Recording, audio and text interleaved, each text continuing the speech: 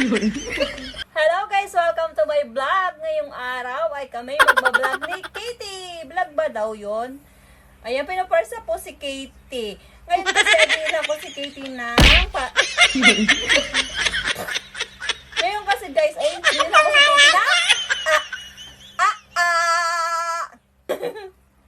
Ngayong araw kasi ay binila ko si Katie ng oil para sa kanyang ito ang Dr. Shiba. Yun.